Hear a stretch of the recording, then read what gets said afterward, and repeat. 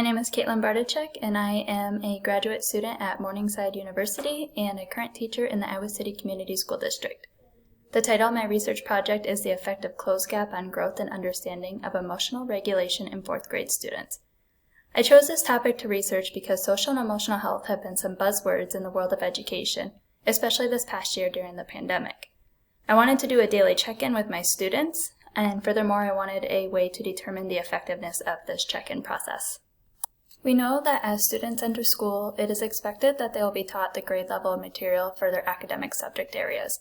However, we also know that the academics are not the only skills necessary to succeed in life.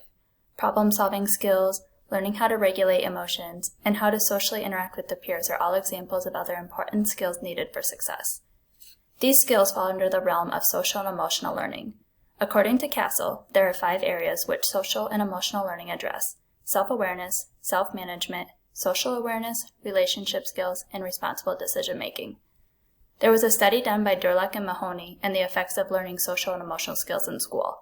They found that in the schools that have implemented some sort of social and emotional learning, 27% of the students reported having an improvement on their academic scores, 24% shared an overall improvement on their social interactions, and another 22% reported having fewer behavioral issues in school. In many schools today, there is still a lack of this focus on the social and emotional well-being for all students. Furthermore, there is also a lack of additional supports for students who may still need them. There are several adverse impacts that can occur when students don't learn some of the skills involved in the social and emotional learning, ranging from short-term to long-term. Students can struggle with their academics. A study done by McGorry et al. Found that students lacking in social and emotional learning skills can have an effect on their school success. One way this can occur is due to negative classroom behaviors that may arise, such as refusals, aggressive behaviors, and not engaging in the overall classroom instruction. Students' mental health can also be affected by the lack of this learning. Neth et al. Found that about 1 in every 4 kids between the ages of 8 and 15 have been diagnosed with some sort of mental health disorder. While this number itself may seem like a lot, it's further intensified when we learn that according to Mercandis et al., only about 1/2 of these children get the necessary treatment. Each of these impacts may be short-term, but they can continue on and cause some long-term effects. The problem behaviors in the classroom can lead to a significant loss of instructional time, and if this becomes a repetitive trend, attendance issues may rise, which can lead to a possibility of not graduating and even losing out on the possibility of higher education or job opportunities. Day and Neuberger found that when comparing students who did and did not graduate high school, those that did not earned less money, had higher levels of unemployment, and higher rates of incarceration. During the literature review process of this research, several programs came about that address one or more of the 5 components of social and emotional learning. One of those programs is check-in and check-out. According to Bundock, this is a Tier 2 program for students who struggle with Tier 1 supports, meaning that the instruction and supports intended to be for the majority of students may not be sufficient for the smaller population of students. The principles applied in check-in, check-out are antecedent strategies or preventative strategies, frequent positive feedback, and reinforcement at meeting set goals. While shown to be an effective program, there are some drawbacks. Check-in and check-out program is dependent on teacher referral. So when teachers see students struggling behaviorally, academically, or socially, they can refer them to this program. However, some students may not express these needs externally. Some students that could potentially benefit from this program may not get a chance to use it. Additionally, the interventions relies on teacher feedback being provided in a timely manner. Whether a teacher forgets to do this or doesn't buy into the program, if it's not done, the program may not work as it is intended. Another program that can be successful in helping students meet their social and emotional needs is Check and Connect. This program that is sometimes implemented instead of or after check-in and check-out. It's a mentoring program that places students within another adult in the school building for 2 primary goals. These 2 primary goals are for a mentor to check in with student and to help create a positive partnership between students, family, and the school. One of the major benefits of this program, according to Alvarez et al., is that it focuses on the individual differences and needs for each student. Again, however, there are some areas in which this program may not be as successful as intended. Kern et al. Found that this program can only be effective when a positive relationship is formed between the student and the mentor. While this is clearly the intent of the program, it's something that might not always happen. Similar to check-in and check-out, this program is only implemented for those identified as needing the support by their teachers. While teachers are rarely trained in the specifics of social and emotional learning, it may be difficult for teachers to identify the students that need the support. A third program that was researched is called Second Step. Unlike the other two, this is a classroom-based social and emotional learning curriculum. The strategies and skills taught, discussed, and practiced in this program are problem-solving skills, such as how to be empathetic and learning how to social regulate. A couple benefits of this program is that it's a whole class curriculum, so that every student is taught these skills and provided time to practice them. Casel found that the classrooms that were exposed to the curriculum had an increase in positive social behavior, a reported reduction in their emotional distress, and less classroom behavior issues. While this program shows a lot of promise, there are still some issues with it. One of the problems is that it can be difficult to implement. Among the many other subject areas and directed minutes meant for each, classroom teachers may not be able to teach this curriculum. Top et al. Found that the school guidance counselors often teach these lessons, but that limits these lessons to weekly or sometimes biweekly. Maslow's hierarchy of needs contains 5 stages, which are physiological, safety, love, esteem, and self-actualization. Maslow displayed these stages in a triangular fashion as shown on the slide, sharing that the first bottom state of physiological needs needs to be addressed before the second state of safety can be fulfilled, and so on. Social and emotional learning for students is best addressed during stages 3 and 4, which are love and esteem. Fisher and Crawford found that as students gain knowledge and understanding of how to give and receive love in their daily interactions, or stage 3, as well as build up their self-esteem and self-efficacy, which is in stage 4, they will have a better chance of completing Maslow's 5th stage of self-actualization. These are the 2 stages that are being met during this study. So the purpose of this study was to determine the effectiveness of Closegap on student social and emotional health and awareness for 4th grade students.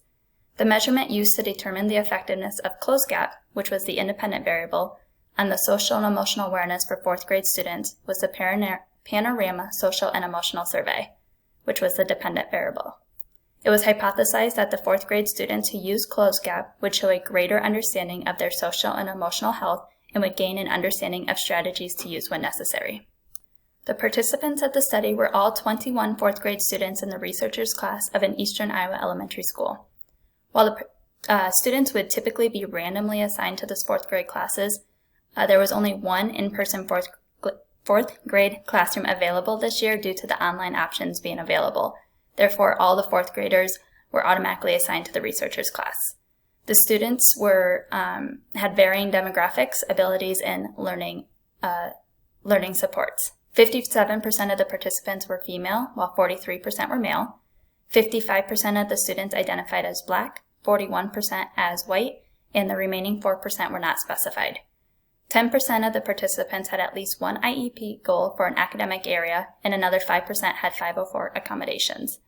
18% of the participants received ELL support at the school setting. The Panorama Social and Emotional Survey was used to complete this study. This is a Likert type 5-point scale self-assessment. 6 different categories were addressed for a total of 38 questions. The 6 categories were emotional regulation, grit, growth mindset, self-efficacy, self-management, and social awareness. Picture of emotional regulation category and the types of questions is what's provided below. Closegap is the website that was used and is a daily social and emotional check-in tool. Students had their own district-issued Chromebook devices used to check into the Closegap program each day, and students also had their own unique logins. They were prompted to answer questions about which emotion they felt the strongest, how that emotion made their body feel, and their energy level. If students had a negative emotion, low energy, or made their own requests, the program flagged the student as needing a check-in, which was the researcher or classroom teacher or the school guidance counselor. Students were also prompted to try one of the 6 strategies provided on Closegap when they had a negative emotion or low energy. The 6 strategies were breathing, shake it out, journaling, power pose, letting it go, or making a list. All of the staff or adults that were connected to the account had access to view student data. A graph like this was available for each student to track student responses over a longer range of time. At the beginning of the study, all 21 students in the researchers' class took the Panorama Social and Emotional Survey. The questions were read aloud to the students, and clarifications were provided when prompted by the students. Students were then introduced to the Closegap program. As part of their morning routine, students checked in on their personal Closegap account on their Chromebook devices. The researcher or guidance counselor would then check in with students when prompted by students checking this option or when student responses indicated that there was some sort of problem. To determine if the program was effective, students completed the Panorama Social and Emotional Survey before the implementation of Closegap and 6 weeks after. The researchers scored each question with a possible of 5 points, with the most positive choice being worth 5 points and the most negative being worth 1. The results from before and after the implementation of Closegap were then compared using a paired sample t-test. The results showed that there was not a statistically significant increase in student responses on the Panorama Social and Emotional Survey after the implementation of Closegap for 6 weeks.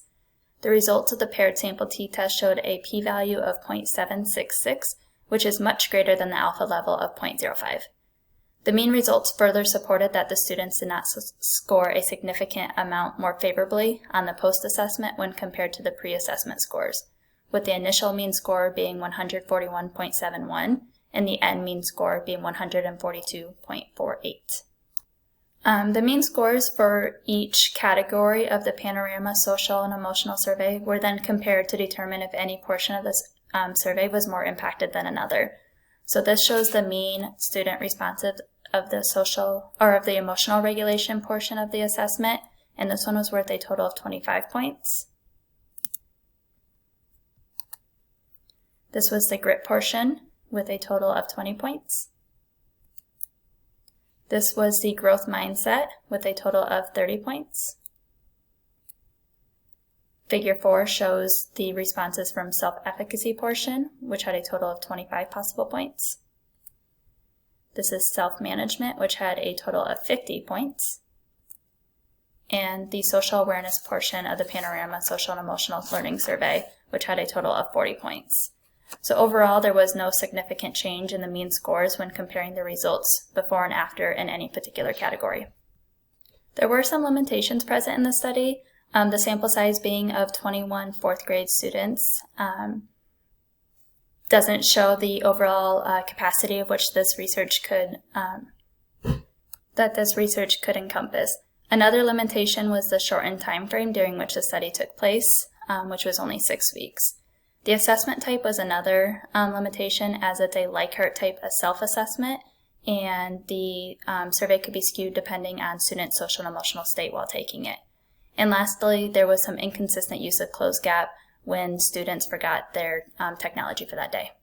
Some recommendations for future research would be to increase the sample size to be more representative of the population parameters. To do this, the number of participants would need to be increased, as well as including students of various ages. Another suggestion is to increase the length of time. This would allow the researcher to collect more data points and have time to determine if any trends occur throughout the implementation process. Additionally, future research may consider conducting a mixed method study, adding in student interviews to further investigate the effect of Closegap and to gain student perspective on how the use of Closegap has impacted their social and emotional competence. The leading implication of this study is the importance of addressing the social and emotional needs of our students. Wallander et al. Addressed that while students need to learn how to understand and regulate their emotional state, they may need more direct instruction on how to do it and opportunities to practice those skills. So during the implementation process, students were able to consider their emotional state each morning, how it made their body feel, the overall energy level, and prompted them to try one of the 6 provided strategies. However, they were not given explicit instruction on their social and emotional health and explicit direction on strategies to use or opportunities to practice those, which might be necessary. Shriver and Weisberg suggest that another implication of this study is that schools need to find a way to teach and support all students in their social and emotional learning, rather than those that just externally display the need through academic and negative behaviors. So in conclusion, the many benefits for students learning how to be competent in their social and emotional well-being far outweigh the consequences of students not doing so. As students learn to recognize and appropriately respond to their emotional state, how to adequately communicate their emotions and control their impulsions, they are being set up for a better chance at success in life.